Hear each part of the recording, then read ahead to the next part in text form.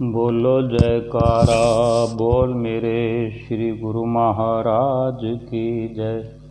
सभी गुरुमुख प्रेमियों से सप्रेम जय सच्चिदानंद। आज श्री श्री 108 श्री तीसरी पातशाही जी की एक विचित्र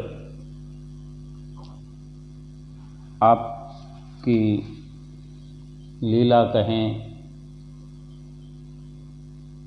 या आपकी कीर्ति कहें, आपका यश कहें,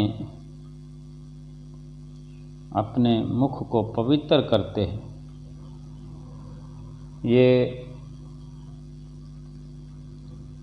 श्री श्री 108 श्री दूसरी पातशाही गुरु महाराज जी के समय का वर्णन है कि श्री तीसरी पातशाही गुरु महाराज जी जब साधु वेश में थे, सारे सिंध में आपने नाम की अमर ज्योति का प्रकाश कोने कोने में भर दिया। पहले से ही आप श्री श्री 108 श्री सतगुरुदेव महाराज जी श्री दूसरी पातशाही जी की श्री आज्ञा अनुसार अपने ही नाम की दीक्षा दे रहे थे तथा संपूर्ण सिंध के भक्तों के घर में आपकी ही श्री मूर्ति विराजमान थी।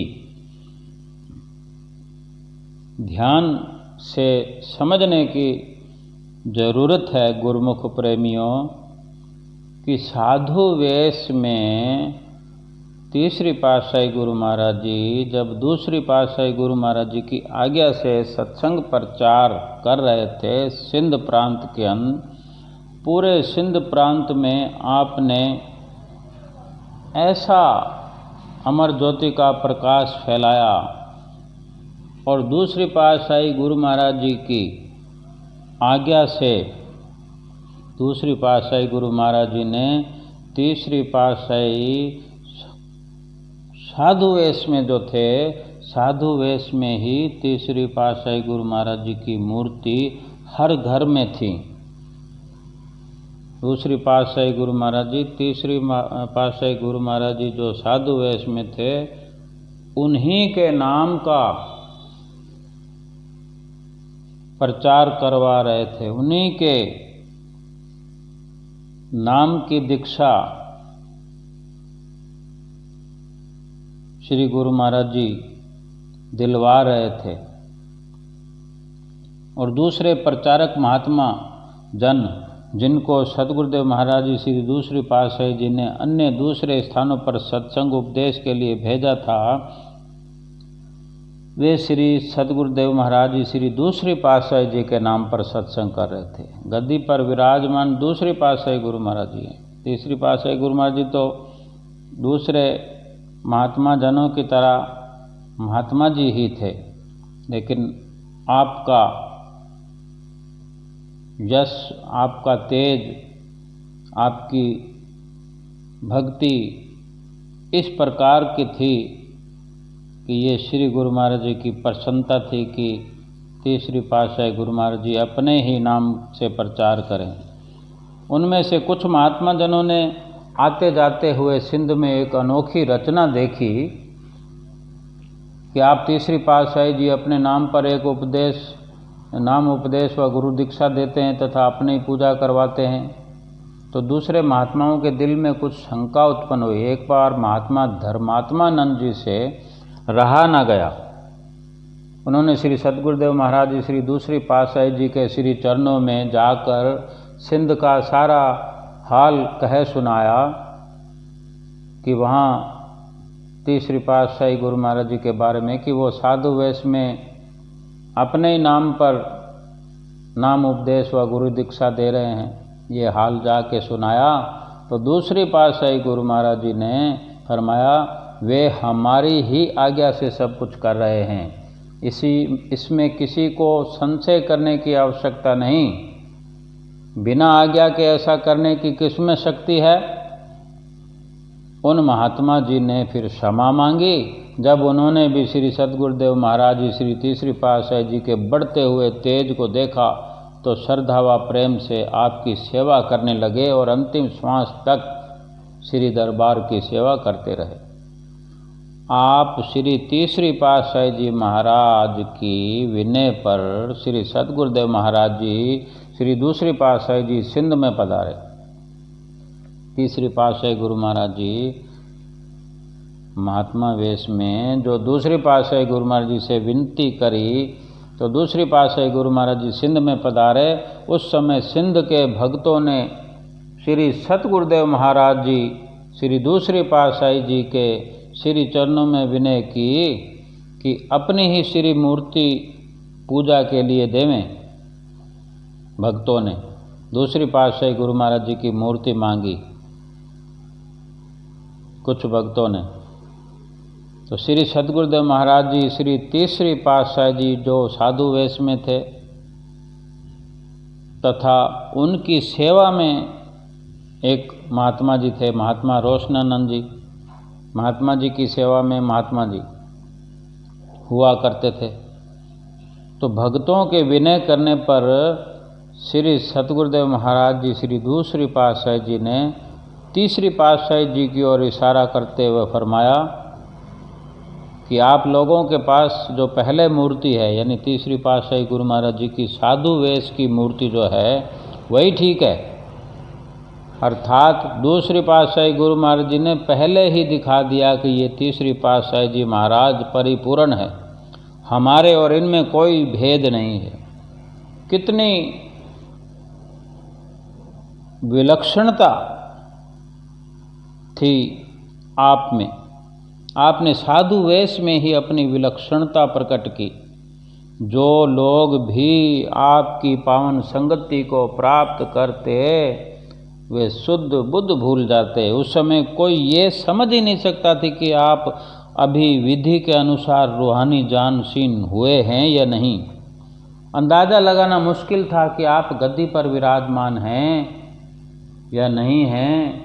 और सारा कार्य तो ऐसे ही हो रहा है कि श्री गुरु महाराज जी तीसरी पातशाही जी साधु वेश में ही जैसे सिंहासन पर विराजमान हो। ये श्री दूसरी पातशाही गुरु महाराज जी की कृपा, आपकी प्रसन्नता थी। और तीसरी पातशाही गुरु महाराज जी जो साधु वेश में थे उनकी विलक्षणता, अनन्य भक्ति।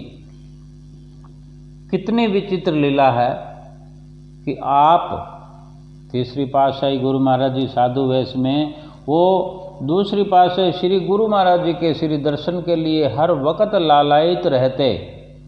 और सिंध में जहाँ आपने प्रचार किया और कर रहे थे तो वहाँ के जो प्रेमी जन थे वो आप तीसरी पातशाही गुरु महाराज जी के साधु वेश में ही दीवाने बने हुए थे। उन्हीं के दर्शनों की चाह में तड़फते रहते कि कब महात्मा जी आएंगे, कब दर्शन देंगे।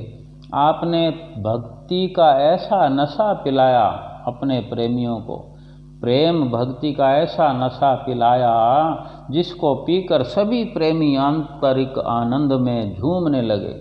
कई बार तो बड़े बड़े लोगों को आपके पीछे फिरते हुए देखा। आपके श्री दर्शन की लालसा के लिए दीवाने बने हुए उन्हें देखकर दूसरे लोग जो इस पथ पर नहीं लगे हुए थे वो हैरान होते कि बड़े बड़े लोग इन साधु संतों के पीछे घूम रहे हैं। वो हैरान हो जाते कि इन सत्पुरुषों में कौन सी ऐसी ताकत है, कौन सी शक्ति है जिससे दिल स्वयं ही मतवाला हो जाता है। उस समय अपनी स्थिति का भी किसी को ख्याल न रहता। लोक मर्यादा अनुसार मान अपमान की चिंता भी न रहती।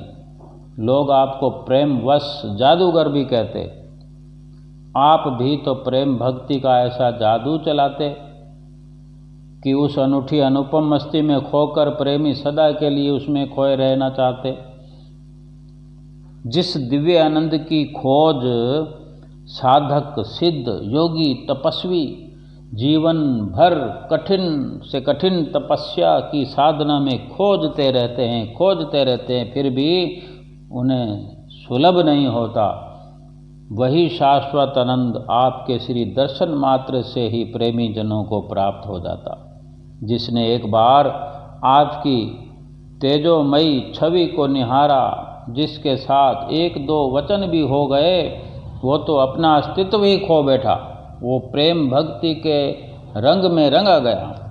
आपकी कीर्ति सिंध के गांव गांव और शहर शहर में पहुंचकर भक्ति का संदेश दिया। तो आपकी कीर्ति सुनकर शिकारपुर सिंध प्रांत, वहाँ के निवासी एक सेठ ताराचंद जी आपके दर्शन के लिए आए। ये आपके अति विश्वासी और श्रद्धालु भक्त बन गए। इनका व्यापार काफ़ी बड़ा हुआ था। इनका व्यापार शिकारपुर के अलावा कोयटा बलोचिस्तान में भी चलता था तथा वहाँ पर ठहरने के लिए कोठियाँ भी बनी हुई थी। सेठ ताराचंद जी व्यापार के काम के लिए जब भी कोयटा जाते तो आप जी के श्री चरणों में प्रार्थना करते कि कोयटा चलकर अपने पावन सत्संग रूपी अमृत से जीवों की प्यास बुझाइए। आप उसकी प्रार्थना सुनकर कई बार कोयटा पधारते। यहाँ पर अपने जीवों को सत्संग उपदेश से परितृप्त किया। काफ़ी संख्या में लोग आपके वहाँ श्रद्धालु बन गए। उन श्रद्धालुओं में से एक खान साहिब कैकाबाद जी पारसी और उनकी सुपुत्री परवीन आपके अति श्रद्धालु थे। खान साहब जी उस समय की ब्रिटिश गवर्नमेंट की ओर से अति उच्च पद, पॉलिटिकल एजेंट की पदवी पर नियुक्त थे, इतने बड़े पद पर। और आप जब तीसरी पातशाही गुरु महाराज जी साधु वेश में कोयटा में पधारते तो खान साहब अपनी सुपुत्री सहित कोयटा रेलवे स्टेशन पर आकर आपको निवास स्थान पर ले जाते।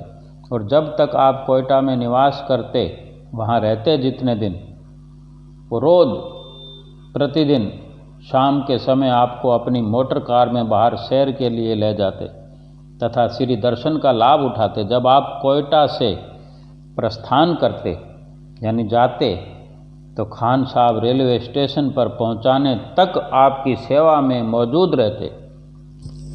एक बार आपके कोयटा से अन्य स्थान पर पधारने के दिन जब श्री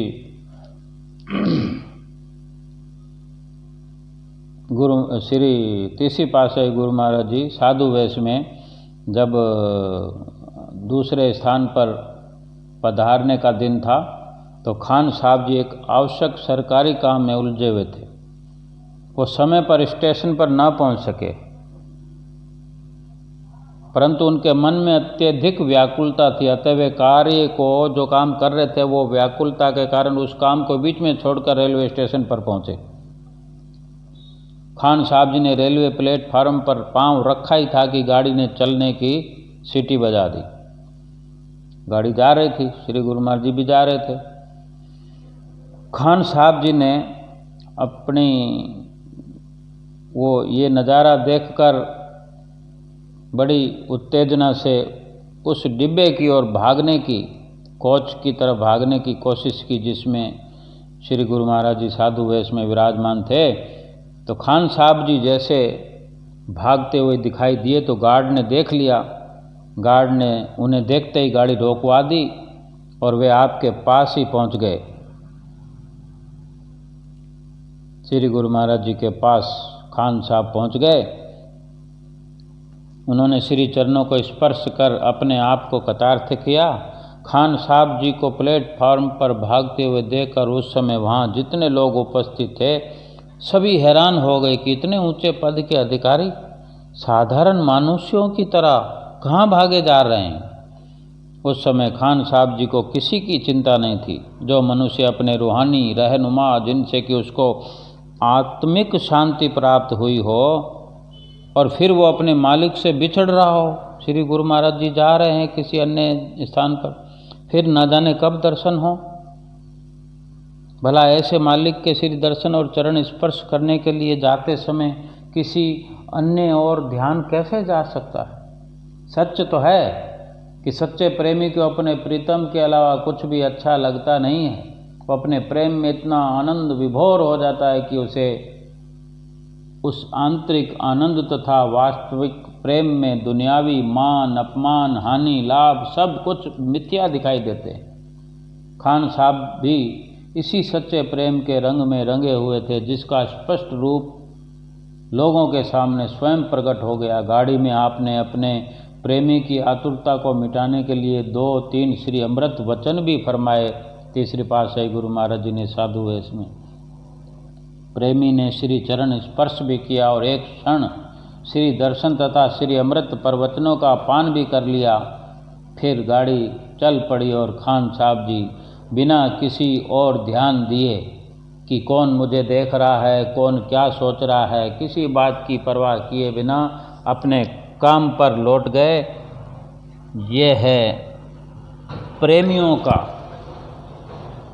सच्चे प्रेमियों का प्रेम, जो प्रेम के दीवाने होते। आज भी हम देखते हैं कि जो अनन्य प्रेमी होते हैं, अपने काम की परवाह नहीं, अपने कुटुंब की परवाह नहीं, परिवार की परवाह नहीं, धन माया की परवाह नहीं, नफ़े नुकसान की परवाह नहीं, और केवल श्री सतगुरुदेव महाराज जी का प्यार पाने के लिए आप दिन और रात लगे रहते हैं। दर्शनों में, सेवा में, भक्ति में, भजन सुमरन में, जहाँ भी प्रेमी हैं नित्य नेम लगातार करते रहते हैं और श्री गुरु महाराज जी के प्रसन्नता के पात्र बने रहते हैं। सही तो है, प्रेम या सम्मान का भाव सिर्फ उन्हीं के प्रति रखना होता है जो हमारे मन की भावनाओं को समझता हो, और चलना वहाँ पर चाहिए, जाना वहाँ पर चाहिए जहाँ ज़रूरत हो। उजालों में चिरागों के मायने नहीं होते। हमको जहाँ से उजाला मिले वहीं पर हमें अपना तन मन धन सब कुर्बान करना चाहिए। और हमारे भाव का, प्रेम का सम्मान कौन कर सकता है दुनिया में? कौन है ऐसा? केवल और केवल वक़्त के संत महापुरुष जो श्री आनंदपुर दरबार में सिंहासन पर विराजमान हैं, श्री गुरु महाराज जी, वही हमारी कदर करते हैं, वही हमारी परख करते हैं। और हमें प्रार्थना करनी चाहिए, गुरु जी मैं जैसो तैसो तेरो राख शरण गिरधारी, तन भी तेरो मन भी तेरो मैं चरणन को भी चेरो, दिन भी भूलूं रैन भी भूलूं भूल जाऊं जग सारा, मैं बिना दाम को चेरो तन भी तेरो मन भी तेरो। ये प्रभु मेरा सब कुछ तेरा है, आप स्वीकार करते हो, ये बड़ी आपकी उपकारता है। आप मेरा सम्मान करते हो, मुझे अपने सामने बिठा लेते हो। मैं आपका उपकार, आपके उपकार का ऋण कभी चुका नहीं सकता। मैं धन्य हूँ जो आपने मुझे अपनाया, आपने प्यार दिया। कृपा बनाए रखो कि मैं आपका प्यार न भूलूं, आपका दीदार न भूलूं, श्री आनंदपुर दरबार न भूलूं। बोलो जयकारा बोल मेरे श्री गुरु महाराज की जय।